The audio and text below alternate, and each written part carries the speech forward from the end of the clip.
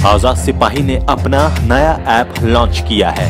आप उसे play store पर जाकर आजाद सिपाही टाइप कर उसे इंस्टॉल कर सकते हैं। नमस्कार, आजाद सिपाही के प्राइम बुलेटिन में आपका स्वागत है। मैं हूं राहुल सिंह। आज की प्राइम की प्रमुख खबर कुछ इस प्रकार है।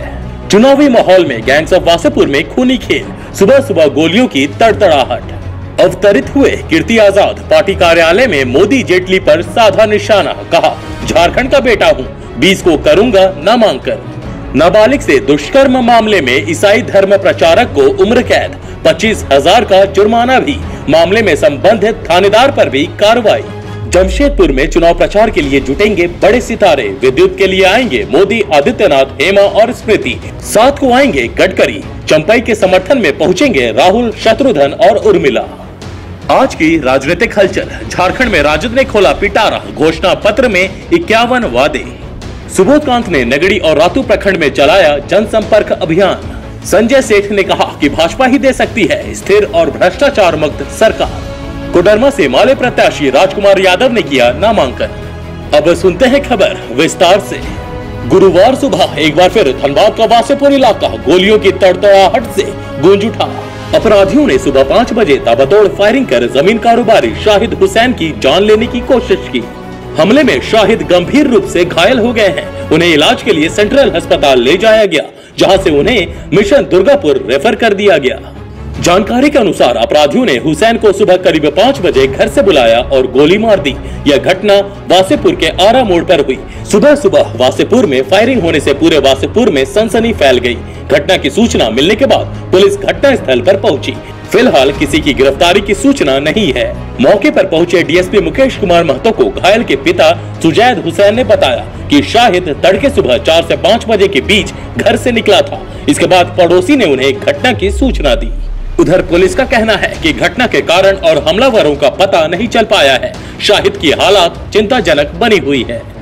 अब नजर डालते हैं आज की दूसरी प्रमुख खबर पर।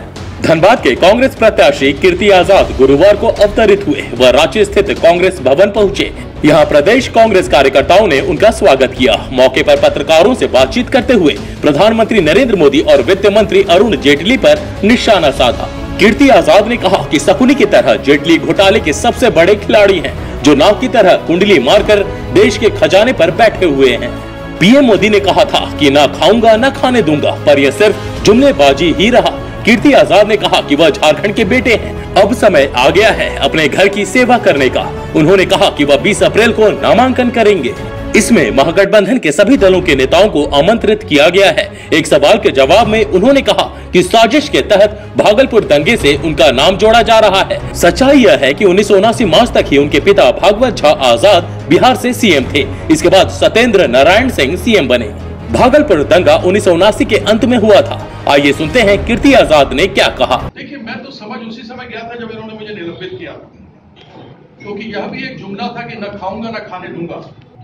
और जब हमने नरेंद्र मोदी जी की यह बात सुनकर हम उनसे प्रभावित हुए कि न खाऊंगा न खाने दूंगा, अब आप मुझे बताइए कि तब वह जुमला था या नहीं था। और उसी समय से हम समझ गए कि यहाँ पर लोग यह पार्टी भारतीय जनता पार्टी यह केवल जुमले फेंकती है। और अरुण जेटली ने हेराफेरी की और उसने शकुनी की तरह काम किया।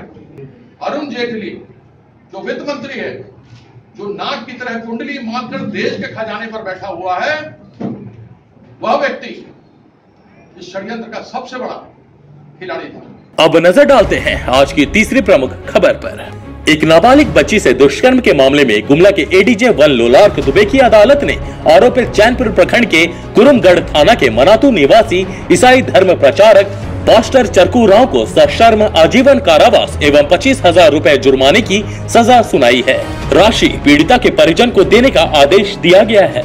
वहीं इस केस के अनुसंधान में लापरवाही बरतने वाले अनुसंधान पदाधिकारी कुरुमगढ़ थाना के एएसआई अर्जुन सिंह बांद्रा के विरुद्ध कार्रवाई का आदेश एसपी गुमला को दिया गया है।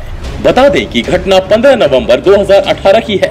5 वर्षीय नाबालिग बच्ची चरकू उरांव के घर उसकी ददक पुत्री के साथ खेल रही थी। इसी बीच चरकू ने अपनी ददक पुत्री को कुछ सामान खरीदने दुकान भेजा। इसके बाद बच्ची के साथ दुष्कर्म किया। घटना के बाद बच्ची ने अपनी मां को जो घटना की जानकारी दी, तब ग्रामीणों ने चरकू को पकड़कर पुलिस के हवाले कर दिया।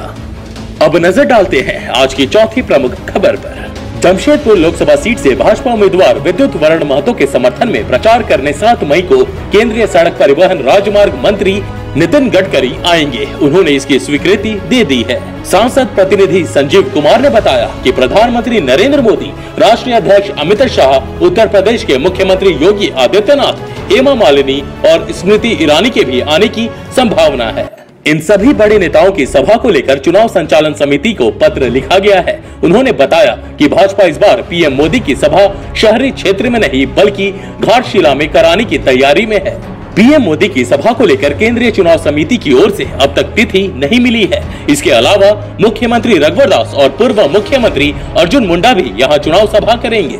विपक्षी गठबंधन से झामुमो प्रत्याशी चंपई सोरेन के पक्ष में जमशेदपुर संसदीय क्षेत्र के मतदाताओं को लुभाने के लिए कांग्रेस के राष्ट्रीय अध्यक्ष राहुल गांधी, शत्रुघ्न सिन्हा, उर्मिला और नगमा की सभा कराने के प्रयास किए जा रहे हैं। साथ ही चंपई सोरेन 22 अप्रैल को नामांकन करेंगे। झामुमो जिला अध्यक्ष सह पूर्व विधायक रामदास सोरेन ने बताया कि इन नेताओं की सभा कराने के लिए चुनाव समिति को पत्र लिखा गया है। इसके अलावा झामुमो अध्यक्ष शिबू सोरेन और हेमंत सोरेन समेत कांग्रेस के प्रदेश अध्यक्ष डॉक्टर अजय कुमार भी यहां समर्थन में उतरेंगे। अब नजर डालते हैं आज की राजनीतिक हलचल पर। झारखंड में राजद ने खोला पिटारा, घोषणा पत्र में 51 वादे। राजद ने गुरुवार को झारखंड के लिए अपना घोषणा पत्र जारी कर दिया। इसमें आदिवासियों, अल्पसंख्यकों और पिछड़ों को लुभाने के लिए कई वादे किए गए हैं। इसमें पिछड़ों को आबादी के अनुसार आरक्षण देने, विस्थापन एवं किसान आयोग के गठन, 12 शिक्षक सहित तमाम संविदा कर्मियों को नियमित करने जैसे लुभावने वादे शामिल हैं। राजद के प्रदेश अध्यक्ष गौतम सागर राणा ने घोषणा पत्र जारी करते हुए कहा कि राजद या महागठबंधन की सरकार बनने पर इन सभी वादों को पूरा किया जाएगा। 51 बिंदुओं वाले घोषणा पत्र में महिला सुरक्षा, उच्च शिक्षा, मानव तस्करी रोकने के भी वादे किए गए हैं। सुबोध कांत सहाय ने नगड़ी और रातू प्रखंड में चलाया जनसंपर्क अभियान। कांग्रेस प्रत्याशी सुबोध कांत सहाय ने कहा कि भाजपा ने पिछले चुनाव में प्रति वर्ष 2 करोड़ युवाओं को रोजगार देने का वादा किया था, लेकिन नोटबंदी और जीएसटी लगाकर करोड़ों युवाओं को बेरोजगार कर दिया। सुबोध कांत ने गुरुवार को चुनाव प्रचार के क्रम में नगड़ी और रातू प्रखंड में जनसंपर्क किया। सहाय ने कहा कि भाजपा की कथनी और करनी में अंतर है। चुनाव के समय भाजपा जो वादा करती है, सत्ता में आने के बाद उसके विपरीत काम करती है। सुबोध कांत ने रांची के कोकर, खोरहा टोली, आदर्श नगर, नगड़ी, बालालौंग, पतरा टोली, हलहू आदि क्षेत्रों में जनसंपर्क अभियान चलाया। संजय सेठ ने कहा कि भाजपा ही दे सकती है स्थिर और भ्रष्टाचार मुक्त सरकार। भाजपा के रांची लोकसभा क्षेत्र के प्रत्याशी संजय सेठ ने गुरुवार को ठाकुरगांव, बुढ़मू, मूरीपुरी और आसपास के क्षेत्रों में जनसंपर्क अभियान चलाकर लोगों से अपने पक्ष में वोट करने की अपील की। उन्होंने ठाकुरगांव स्थित साईं मंदिर में पूजा अर्चना कर अभियान शुरू किया। फिर वह इटेह, चापाटोली, सिद्रौल में ग्रामीणों से मिले। कहा कि केंद्र में भाजपा ही स्थिर एवं भ्रष्टाचार मुक्त सरकार दे सकती है। प्रधानमंत्री नरेंद्र मोदी के नेतृत्व में ही देश का सर्वांगीण विकास संभव है। वहीं कांके विधायक डॉक्टर जीतू चरण राम ने लोगों से पार्टी के प्रत्याशी संजय सेठ को रांची लोकसभा से भारी मतों से विजयी बनाने का आह्वान किया। कोडरमा से माले प्रत्याशी राजकुमार यादव ने किया नामांकन। कोडरमा सीट से भाकपा माले प्रत्याशी राजकुमार यादव ने गिरिडीह से नामांकन दाखिल किया। नामांकन के बाद उन्होंने कहा कि कोडरमा की जनता बदलाव चाहती है। बीजेपी और महागठबंधन के प्रत्याशियों को जनता नकार चुकी है, इसलिए भाकपा माले की बड़ी जीत तय है। उन्होंने कहा कि बीजेपी सांसद रविंद्र राय ने पिछले 5 साल में कुछ नहीं किया, इसलिए बीजेपी को दूसरी पार्टी को तोड़कर उम्मीदवार उतारना पड़ा। बतौर राजकुमार, बाबूलाल ने भी 10 साल के अपने संसदीय कार्यकाल में कोडरमा के लिए कुछ नहीं किया, इसलिए दोनों पार्टियों को जनता इस बार स्वीकार करने को तैयार नहीं है। नामांकन के दौरान राजकुमार यादव के साथ निरसा के मौसस विधायक अरूप चैटर्जी, पूर्व विधायक विनोद सिंह समेत कई नेता मौजूद रहे। आज के आजाद सिपाही के प्राइम बुलेटिन में बस इतना ही।